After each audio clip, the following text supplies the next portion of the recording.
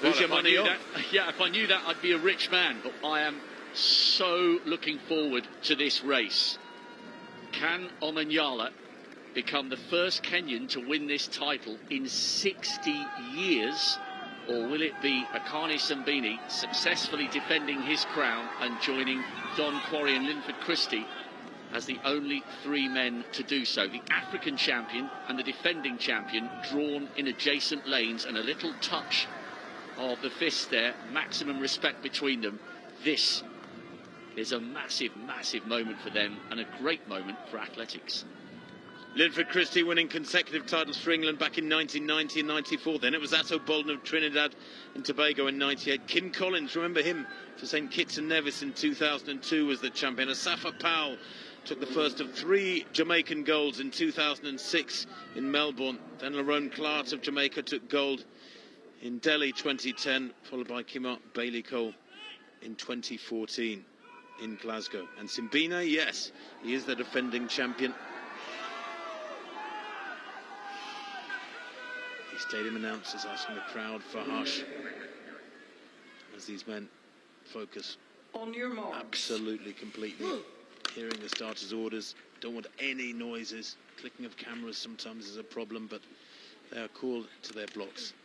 Azamati of Ghana on the far side in 1. Abekun of Sri Lanka in 2 in the blue near the top. Omanyala of Kenya in those fabulous Kenyan colours. He goes in 3. Simbine, the defending champion, goes in lane 4 for South Africa. In 5, Emmanuel Eseme of Cameroon. In 6, Mitchell Blake of England. In 7, Wales' Azu. And Rohan Browning of Australia, nearest the camera. Set. Good start there from Omanyala. He's got the jump on Simbine at the moment. Omanyala's going away with this one. He will not be caught. This is justice for the man who couldn't do himself justice in Eugene. He takes the gold for Kenya.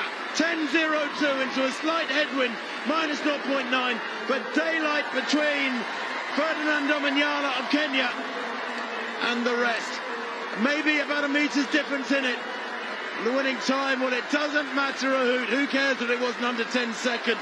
It was brilliant running at the start. He got out of the block so well, put the others under pressure, and Omanyala has gold. And we talk about the Kenyans being the long-distance specialists. They dominate at cross-country. They're great at steeplechase, 5,000, 10,000. This guy is from the other end of the distance spectrum. Akani Simbine takes the silver, 10.02 from Omanyala. The South African 10.13. I think a tinge of disappointment of those features. He was well beaten, but he does take the silver. And Yupan Abekun of Sri Lanka, a bronze medal, 1/100th behind Simbine. And Azamati of Ghana, the unlucky 4th place. Again, just 2 100ths down on bronze.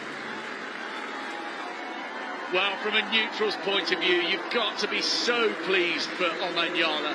It was an awful way for him to arrive at the World Championship as one of the fastest men in the world this year, only having 3 hours to prepare for his heat. It was a hopeless quest to try and taste glory and gold in Eugene.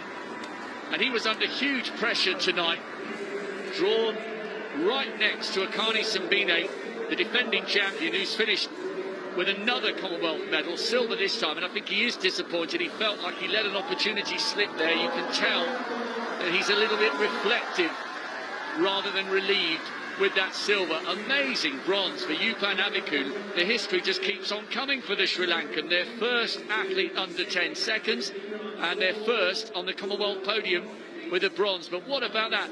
No Kenyan has won this title since Serafino Antal won in 1962 when it was over 100 yards. History again tonight in Birmingham. The Kenyan will be the toast of a nation thousands of miles away. Well, Omanyala was the favourite. You look at his credentials on paper, the 4th fastest in Commonwealth history, 9th fastest man ever from anywhere around the planet. 9.77 he ran in the middle of September last year. And there was never any doubt about it. He led from the very first stride. Simbine tightening up there with the pressure of trying to get back. That's more than a metre lead. Great running on the near side from Browning, who just got out-dipped. It was so tight. You look at the place times, I'm telling you, from 2nd place down to 6th place, just 7 100ths of a second. I mean, that is a very, very tight finish indeed. I thought it looked there 20 metres out like Browning was going to get a medal. Yeah, I did, because he was closing, and then it all got a little bit tight on the line. I said this during the semi-finals. He looks like he's built like a boxer rather than a sprinter. His upper body is absolutely massive.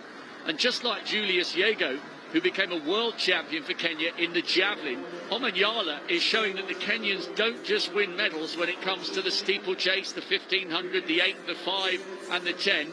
He is a history maker and a record breaker for the proud East African nation. And I wonder how many more Kenyans will want to get into sprinting after seeing what Omanyala has done here in Birmingham and around the World's Diamond League circuit over the last couple of years. That was superb. Wasn't it just? And frankly, it wasn't close. Come the finish, 10.02 to 10.13. That's a metre and more, the speed they're moving at. They all hit top speed around between 60 and 80 metres, and then it's a case of holding form, trying not to decelerate too much.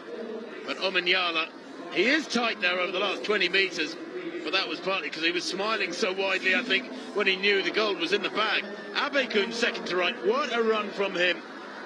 Absolutely superb. That is one of the biggest upsets of the week in these athletics championships so far, and probably will be come the end of the week, because Abekun, well, I thought he'd done well to make the final. To actually get amongst the medals is, as you said quite rightly, Rob, quite historic. There it is, Omanyala, 10.02 to Simbine's 10.13. Gold for Kenya ahead of South Africa, and the Sri Lankan Yupun Abekun, a brilliant bronze day.